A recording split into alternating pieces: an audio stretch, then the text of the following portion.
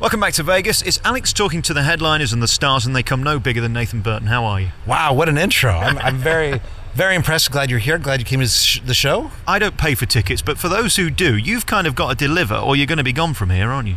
If you don't sell tickets, you're not going to be here more than a day. So luckily we're selling tickets. People love the show, and we're here for another. We just celebrated 2 years, and we have another 2 years on our contract. It's nice to talk to you because you're one of those reality stars that's worth talking to. I think people get a bad rap who come from that genre, but you were doing this much before you arrived on America's Got Talent.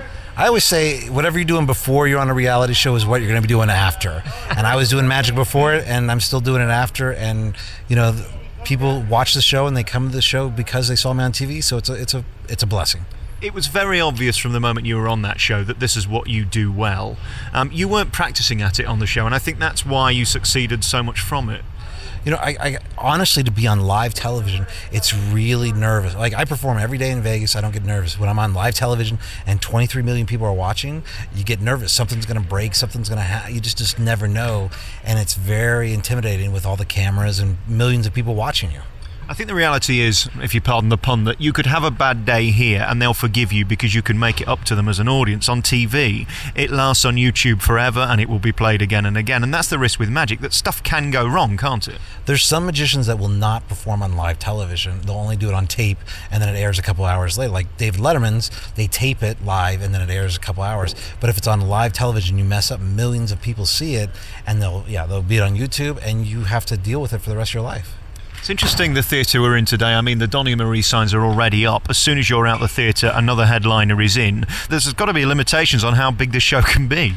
We're a little limited, but I got to tell you, Donnie and Marie, my new ending of the show, where I don't want to give it away, but I make something really big appear. I had to go to Donnie and Marie and I said, hey, I need your help, and they said yes, so they've been really good. So I'm very lucky that way. Does it give you great pride, knowing where you've come from, that you're actually sharing a stage with two people who are internationally famous, as you are now through the show? There's no greater affirmation, really, is there?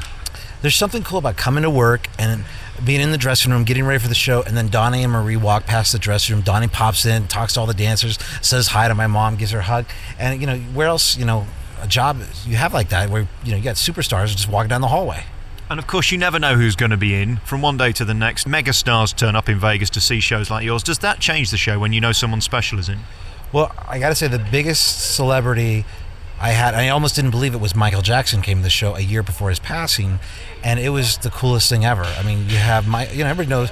I say, who's the biggest superstar in the world? And I go, Michael Jackson. I go, he's at the show today. It was an incredible experience. I got to talk to him afterwards. I got to meet his kids, and I feel very fortunate that he got to see my show.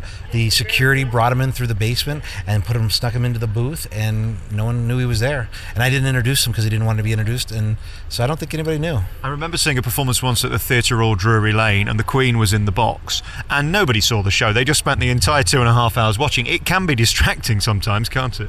Definitely, you know, because people love celebrities, and you know, they're watching the show, but they're always like peeking back to see if the celebrity's enjoying the show. Yeah. Now, tell us about the show itself. You've got several huge tricks. How do you ever get the money in the beginning to create something that big? Because it's self-fulfilling prophecy, isn't it? Until you're big, you can't afford the tricks that you want to do. It's kind of a double-edged sword. I built a lot of the illusions myself when I was growing up. It's because, you know, you can spend $10,000, $20,000 on a 10-second trick, and you know, you need an hour show, so you spend a lot of money. What's going on now? They are getting that is actually the pump in the theater, getting the air cannons for the finale of Donnie and Marie going right now. This is a real theater we're in right now. They're getting ready. There's a guy vacuuming, there's pumps, there's guys mopping, there's video screens. You're in Vegas, you never know what's going to happen. Do you ever get bored doing the show? Because you are here every day. This is like a proper job. I know you're only doing it for an hour and 10 minutes or so, but how do you keep it fresh? This is what I love to do, and I'm very, very lucky that I'm a person that gets to go to work and it doesn't feel like work. Even though it is, this is what I love to do, and you know, very few people have a job like that. And what about the buffets and the restaurants here? Because you are a sex symbol, let's face it, the ladies love you. Yes. Is it difficult to stay trim?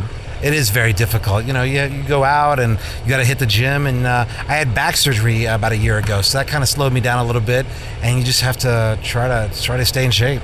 One thing that's amazing about your show is the speed in which you deliver the tricks. How difficult is it to do that? Because let's face it, a trick's a trick's a trick.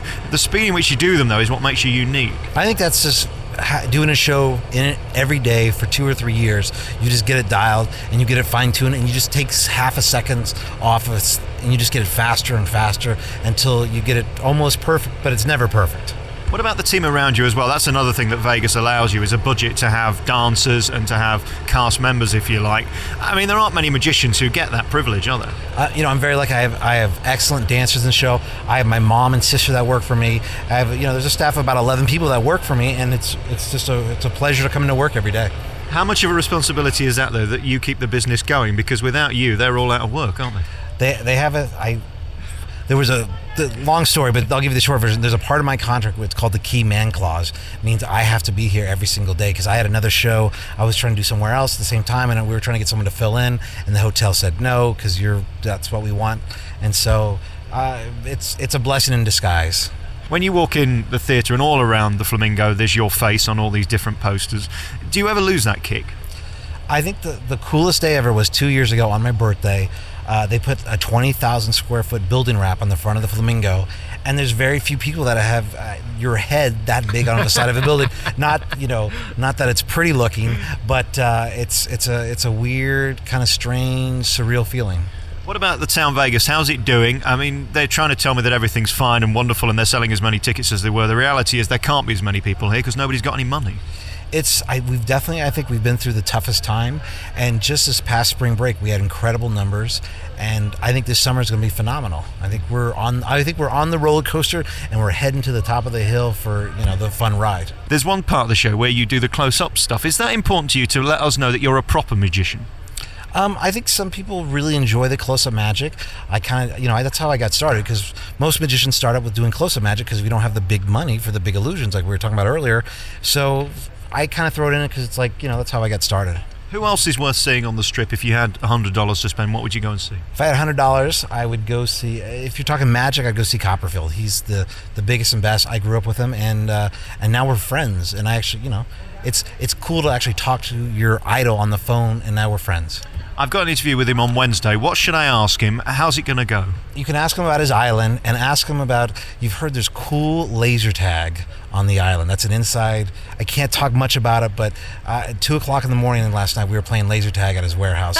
He's developing something, so you didn't hear it from me. Just mention you hear there's cool laser tag in the Caribbean. What does he teach you in what he does?